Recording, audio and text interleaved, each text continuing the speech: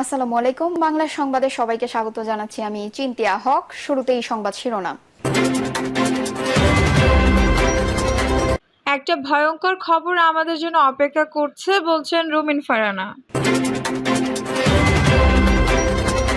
এদিকে বিএনপি নেতা ডক্টর শাহাদাতকে চসিক মেয়র ঘোষণা দিয়ে ইসির বিজ্ঞপ্তি। জানাবো এবি পার্টির আহ্বায়কের পদত্যাগ, সরকারি পদে যাওয়ার গুঞ্জন। বন্দর পরিচালনার দায়িত্ব বিদেশিদের দেওয়া যাবে না, বলছেন এলডিপি। এবং সর্বশেষ জানাবো ভারতের প্রশাসনের সামনে আওয়ামী লীগ নেতাদের অবৈধ বাস। দর্শক শুনছিলেন সংবাদ শিরোনাম, এখন বিস্তারিত। একটা ভয়ঙ্কর খবর আমাদের জন্য অপেক্ষা করছে, বলছেন রুমিন ফারহানা। সাবেক এমপি ও বাংলাদেশ জাতীয়তাবাদী দলের সহ আন্তর্জাতিক বিষয়ক সম্পাদক ব্যারিস্টার রুমিন ফারহানা বলেছেন, শেখ হাসিনা যে টেলিফোনে বলেছিলেন চট করে ঢুকে যাব, আমি এখনো বাংলাদেশের প্রধানমন্ত্রী, শি ওয়াজ নট রং, তিনি ভুল বলেননি। সংবিধান অনুযায়ী এখনো সে প্রধানমন্ত্রী। বর্তমান সংবিধানের অধীনে অন্তর্বর্তীকালীন সরকারের শপথ নেওয়ার বিষয়ে রুমিন ফারহানা বলেন, বর্তমানে দেশে কি কোনো সংবিধান আছে নাকি নাই? যদি সংবিধান না থাকে তাহলে এই অন্তর্বর্তীকালীন সরকার এই সংবিধানের অধীনে শপথ নিল কি করে? যদি সংবিধান থেকে থাকে তাহলে একটা ভয়ঙ্কর খবর আমাদের জন্য অপেক্ষা করছে। শেখ হাসিনা কিন্তু এখনো প্রধানমন্ত্রী। সংবিধানের অনুযায়ী পরবর্তী প্রধানমন্ত্রী দায়িত্বভার নেওয়ার আগ পর্যন্ত পূর্ববর্তী প্রধানমন্ত্রী তার পদে বহাল থাকবেন। এছাড়া ধর্মরাষ্ট্রকে অপব্যবহার করে, রাষ্ট্রের ক্ষমতাকে অপব্যবহার করে রাষ্ট্র তার নিজের প্রয়োজনে সব অপকর্মের সাফাই হিসেবে ধর্মকে সামনে আনে বলে মন্তব্য করেন রুমিন ফারহানা। রুমিন ফারহানা বলেন, ব্যক্তিগত জীবনে আমি একটা রাজনৈতিক পরিবারের সন্তান। আমি এমন একটা পরিবারের সন্তান যেখানে 6 ওয়াক্ত নামাজ পড়া হয়, তাহাজ্জুদ এমন ভাবে পড়া হতো যেন ওটা ম্যান্ডেটরি। আমরা পিতা, যিনি নিজেও 6 ওয়াক্ত নামাজ পড়তেন, যখন আওয়ামী লীগ মুসলিম লীগ গঠিত হলো তখন বলছেন দলের নামের সঙ্গে মুসলিম শব্দ থাকে, তাহলে আমি এই দলের সঙ্গে থাকবো না। কারণ রাষ্ট্রের সঙ্গে ধর্ম, ধর্মের সঙ্গে রাষ্ট্র একাকার হতে পারে না। তিনি বলেন, আপনারা নতুন প্রজন্ম, আপনাদের কাছে হাত জোর করে অনুরোধ, ধর্মকে ধর্মের জায়গায় রাখবেন, রাষ্ট্রকে রাষ্ট্রের জায়গায় রাখবেন। কোনোদিনই রাষ্ট্রের সঙ্গে ধর্মকে, রাজনীতির সঙ্গে ধর্মকে আল্লাহর ওয়াস্তে মিলাইয়েন না। সংবিধানের রাষ্ট্র ধর্ম ইসলাম নিয়ে তিনি বলেন, সংবিধানের 2 ক ধারায় বলা আছে রাষ্ট্র ধর্ম ইসলাম। একই সংবিধানের 8 নম্বর অনুচ্ছেদে রাষ্ট্র পরিচালনার যে মূল নীতি বা বলা আছে তা এটি হলো গণতন্ত্র, একটি সমাজতন্ত্র, একটি ধর্মনিরপেক্ষতা ও একটি জাতীয়তাবাদ। সংবিধানের রাষ্ট্র ধর্ম ইসলামকে রেখে আপনি কি করে ধর্মনিরপেক্ষতাকে রাষ্ট্রের মূলনীতি করলেন? সংবিধান সংশোধনের বিষয়ে তিনি বলেন, এই সংবিধান আগামী প্রজন্মে রাখবে কিনা সেটা নিয়ে আলাদা আলোচনা হওয়া দরকার। এই সংবিধান কি আবারও সংশোধিত হবে নাকি আবার নতুন করে একটা সংবিধান আমরা লিখবো, সেটা নিয়ে গণভোট হতে পারে। বিগত সময়ে সংবিধানের সংশোধনীগুলো সমালোচনা করে তিনি বলেন, বাংলাদেশের জন্মের পর থেকে 2023 পর্যন্ত যতগুলো সংশোধনী হয়েছে, প্রত্যেকটা সংশোধনী যখন যে সরকার যখন ক্ষমতা ছিল সে তার ক্ষমতাকে নিষ্কণ্টক করতে একই সংশোধনী করেছে। রাষ্ট্রের পুরো কাঠামোকে ভেঙে দিয়ে 4র্থ সংশোধনী। বিএনপি নেতা ডক্টর শাহাদাতকে চসিক মেয়র ঘোষণা দিয়ে ইসির বিজ্ঞপ্তি। বিএনপি নেতা ডক্টর শাহাদাত হোসেনকে চট্টগ্রাম সিটি কর্পোরেশনের মেয়র হিসেবে ঘোষণা দিয়েছে, বিজ্ঞপ্তি প্রকাশ করেছেন নির্বাচন কমিশন। এর আগে গত 1 অক্টোবর ডক্টর শাহাদাত হোসেনকে চৌশিক মেয়র হিসেবে ঘোষণা দেয় চট্টগ্রামের নির্বাচনী ট্রাইব্যুনাল। 2021 সালের 27 জানুয়ারি অনুষ্ঠিত নির্বাচনের ফলাফল বাতিল চেয়ে দায়ের করা মামলার পরিপ্রেক্ষিতে এ রায় দেয় ট্রাইব্যুনাল। এ বিষয়ে মন্তব্য জানতে চাইলে নির্বাচন কমিশন সচিব শফিউল আজম মঙ্গলবার গণমাধ্যমকে বলেন, আদালতের রায়ের পর আমরা আইনি দিকগুলো যথাযথভাবে যাচাই করেছি। তারই পরিপ্রেক্ষিতে চট্টগ্রাম সিটি কর্পোরেশনের মেয়র পদের ক্ষেত্রে সংশোধন বিজ্ঞপ্তি জারি করা হয়েছে। ইসির সংশোধনী বিজ্ঞপ্তিতে বলা হয়, নির্বাচনী ট্রাইব্যুনালের 1 অক্টোবরের আদেশে চৌশিক নির্বাচনে মেয়র পদে নৌকা প্রতীকের প্রার্থী মোহাম্মদ রেজাউল করিম চৌধুরীকে নির্বাচন ঘোষণা বাতিল করে ধানের শীষ প্রতীকের প্রার্থী শাহাদাত হোসেনকে নির্বাচিত মেয়র ঘোষণা করা হয়। এর পরিপ্রেক্ষিতে 2021 সালের 31 জানুয়ারি গেজেটে উল্লেখ করা নির্বাচনের ফলাফলের 1 নম্বর কলামের 1 নম্বর ক্রমিকের বিপরীতে 2 নম্বর কলামে মোহাম্মদ রেজাউল করিম চৌধুরীর পরিবর্তে শাহাদাত হোসেন এবং 3 নম্বর কলামে বাংলাদেশ আওয়ামী লীগের পরিবর্তে বাংলাদেশ জাতীয়তাবাদী দল বিএনপি দিয়ে প্রতিস্থাপন করা হলো।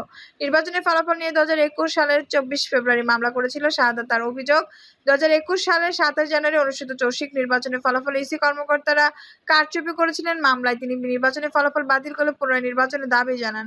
মামলার এজাহারে শাহাদাত আরও অভিযোগ করেন, 3টি ভোট কেন্দ্রে তার শূন্য ভোট দেখানো হলেও 3 দিন পর 28টি কেন্দ্রে তার শূন্য ভোট দেখানো হয়, যা অবিশ্বাস্য ও অকল্পনীয়। এবি পার্টির আহ্বায়কের পদত্যাগ, সরকারি পদে যাওয়ার গুঞ্জন। এবি পার্টির আহ্বায়ক পদে ছেড়েছেন এএফএম সোলাইমান চৌধুরী। তিনি নিজেই তার সমকালকে নিশ্চিত করেছেন, ডক্টর মোহাম্মদ ইউনূসের নেতৃত্বাধীন অন্তর্বর্তী সরকার তাকে সরকারি একটি প্রতিষ্ঠানের দায়িত্ব দিতে পারেন বলেও গুঞ্জন রয়েছে। সোলাইমান চৌধুরী বলেন, এই বিষয়ে কিছুই বলব না। জনপ্রশাসন সচিব এবং জাতীয় রাজস্ব বোর্ডের চেয়ারম্যান পদে দায়িত্ব পালন করা সোলাইমান চৌধুরী 2001 সালে ফেনীর জেলা প্রশাসক থাকায় সময় গডফাদার হিসেবে পরিচিত জয়নাল আবেদীন হাজারীর বাড়িতে অভিযান চালিয়ে আলোচনায় এসেছিলেন। সরকারি চাকরির পর জামায়াতে ইসলামীকে যোগ দিয়েছিলেন সোলাইমান চৌধুরী। মজলিসে শুরা থেকে পদত্যাগ করে দলটির অন্য নেতাদের নিয়ে 2020 সালে গঠন করেন এবি পার্টি। ছাত্র জনতার অভ্যুত্থানে দলটির সক্রিয় অংশগ্রহণ ছিল। আওয়ামী লীগের পতনের পর নির্বাচনী কমিশন নিবন্ধন পেয়েছে বৈষম্য বিরোধী ছাত্র আন্দোলন। উল্লেখযোগ্য সংখ্যক নেতাদের এবি পার্টির সঙ্গে সংশ্লিষ্টতা রয়েছে। এবি পার্টির সূত্র জানিয়েছে, সোলাইমান চৌধুরী সরকারি পদের আমন্ত্রণ পেয়েছেন। তিনি দুর্নীতি দমন কমিশনের চেয়ারম্যান হতে পারেন বলে গুঞ্জন রয়েছে। এবি পার্টির সদস্য সচিব মুজিবুর রহমান মঞ্জু সমকালকে বলেন, তিনি সরকারি পদে যাচ্ছেন কি না বা পদত্যাগের কারণ জানা নেই। গণতন্ত্র অনুযায়ী কেউ সরকারি পদে থাকলে এবি পার্টির দায়িত্বে থাকতে পারেন না। এর আগে তাজুল ইসলাম এবি পার্টির যুগ্ম আহ্বায়ক পদ ছাড়ার পরের দিন তিনি অ্যাটর্নি জেনারেল পদমর্যাদায় আন্তর্জাতিক অপরাধ ট্রাইব্যুনালের চিফ প্রসিকিউটর নিয়োগ পান। সম্প্রতি এবি পার্টির প্রধান উপদেষ্টার পদ ছেড়েছেন সাবেক জামায়াত নেতা ব্যারিস্টার আব্দুর রাজ্জাক। 2013 সাল থেকে যুক্তরাষ্ট্র স্বেচ্ছাসেবী নির্বাসনে থাকা এই নেতা ক্যান্সারের আক্রান্ত। গুঞ্জন ছিল, তিনি কিছুটা সুস্থ হলে সরকারি একটি প্রতিষ্ঠানের দায়িত্ব পেতে পারেন। তা না হওয়া সোলাইমান চৌধুরী সেই দায়িত্ব পেতে পারেন বলে এবি পার্টির সূত্র জানিয়েছে। বন্দর পরিচালনার দায়িত্ব বিদেশিদের দেওয়া হবে না, বলছেন এলডিপি। লিবারেল ডেমোক্রেটিক পার্টির মহাসচিব শাহাদাত হোসেন সেলিম বলেছেন, চট্টগ্রাম বন্দরের সবচেয়ে গুরুত্বপূর্ণ নিউ মোরিং কন্টেইনার টার্মিনাল পরিচালনার ভার বিদেশি কোম্পানির হাতে দেওয়ার প্রক্রিয়া আওয়ামী লীগ সরকার অনেক দূর পর্যন্ত এগিয়ে নিয়েছেন। সেই প্রক্রিয়া দুর্নীতি করে লাভবান হতে আওয়ামী লীগের ফ্যাসিস্ট সরকারের দোসররা, কিন্তু সেই ফ্যাসিস্ট পতন হলেও এর প্রতিভূ যে এখনো রয়ে গেছে, এটি কোনোভাবেই হতে দেওয়া যায় না।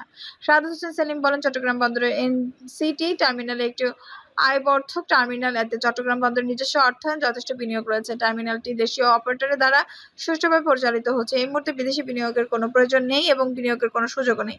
বিগত সরকারের আমলে টার্মিনালটি বিদেশি প্রতিষ্ঠানকে দেওয়ার পায়তারা সৃষ্টি করা হয়েছিল।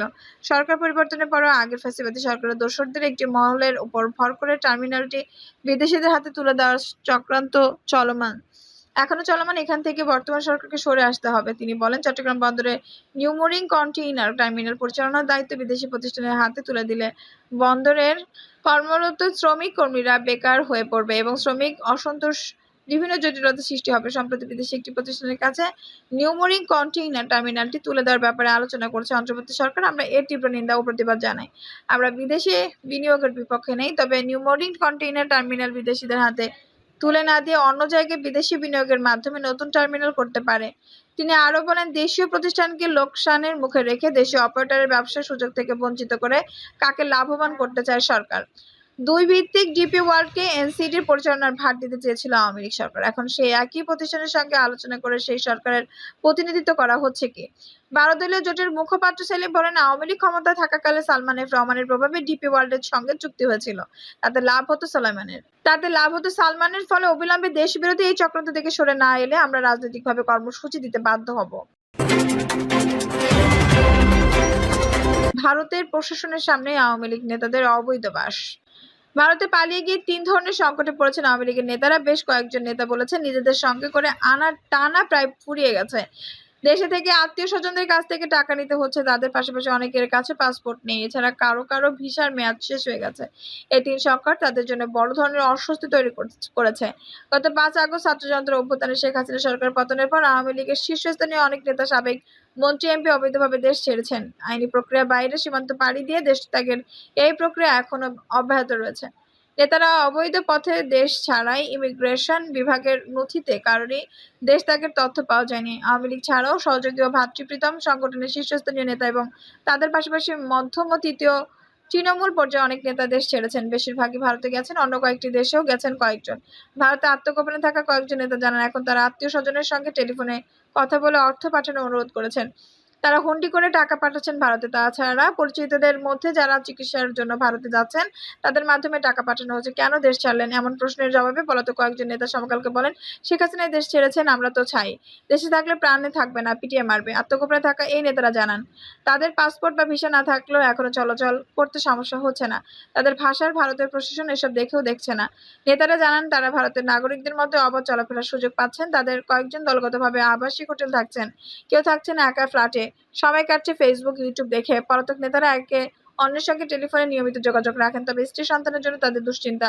একজন বলেন, সাগরে পড়ে গেছি, কুল নাই কিনারা নাই, কোথায় যাই? অবৈধ পথে ভারতে যাওয়ার বেলায় সিলেটের কানাইঘাট, সনাতনকুঞ্জি ও ডোনা, কুমিল্লা, ব্রাহ্মণবাড়িয়া, আখাউড়া, হবিগঞ্জ, ময়মনসিংহের হালুয়াঘাট, নেত্রকোনা, দিনাজপুরের হিলি, যশোরের বেনাপোল ও পটুয়াখালীঘাট, পঞ্চগড়ের বাংলা বান্ধা, লালমনিরহাটের দহগ্রাম সীমান্ত ব্যবহৃত হচ্ছে। সীমান্ত পার হওয়ার পর ভারতের কলকাতা, আগরতলা, ত্রিপুরা, দিল্লি, আসাম ও মেঘালয়ের রাজ্য অবস্থান নিয়েছে। সীমান্ত পার হতে জনপ্রতি ৫ লাখ থেকে ২ কোটি টাকা দিতে হচ্ছে দুই দেশের দালালদের। কেউ কমে রফা করতে পেরেছেন, অনেকের কাছে থাকা বড় অঙ্কের টাকা কেড়ে নিচ্ছে দালাল চক্র। সাবেক বিচারপতি শামসুদ্দিন চৌধুরী মানিক ভারত পালাতে গিয়ে স্থানীয় লোকজনদের হাতে ধরা পড়েন। এ সময় ধারণ করা ভিডিওতে তাকে বলতে শোনা যায়, তার কাছে থাকা ৬০-৭০ লাখ টাকা নিয়ে গেছে দালালরা। ব্রাহ্মণবাড়িয়ার আখাউড়ার গত ১২ই সেপ্টেম্বর গ্রেপ্তার হন সাবেক এমপি এবিএম ফজলে করিম চৌধুরী। তিনি প্রায় ২ কোটি টাকার বিনিময়ে ভারতে যাওয়ার রফা করেছিল বলে জানা গেছে। শেখ পরিবারের সদস্যদের মধ্যে সাবেক প্রধানমন্ত্রী শেখ হাসিনার ফুফাতো ভাই শেখ ফজলে করিম সেলিমের কোনো খোঁজ নেই। আওয়ামী লীগ উপদেষ্টা পরিষদের সদস্য আমির হোসেন আমুর অবস্থানও কেউ বলতে পারছে না। তিনি সম্পর্কে শেখ হাসিনার খালু। আওয়ামী লীগের নেতাদের সঙ্গে কেউ ছাত্র জনতার অভ্যুত্থানের কয়েক দিনের আগে দেশ ছাড়েন। সাবেক যুব ও ক্রীড়া মন্ত্রী নাজমুল হাসান পাপন ছিলেন লন্ডনে। সাবেক পরিবেশ, বন ও জলবায়ু পরিবর্তন মন্ত্রী সাবের হোসেন চৌধুরীও ছিলেন দেশের বাইরে। এছাড়া স্ত্রীর চিকিৎসার জন্য গণ অভ্যুত্থানের মাসখানেক আগে ভারতে যান মুক্তিযুদ্ধ বিষয়ক সম্পাদক সাবেক এমপি মৃণাল কান্তি দাস। দর্শক, এই ছিল এখনকার সর্বশেষ সংবাদ। নিউজটি ভালো লাগলে অবশ্যই একটা লাইক দিন, কমেন্টে আপনার মূল্যবান মতামত জানান। সবসময় আমাদের পাশে থাকতে সাবস্ক্রাইব করে বেল বাটনটি অন করে রাখুন। ধন্যবাদ।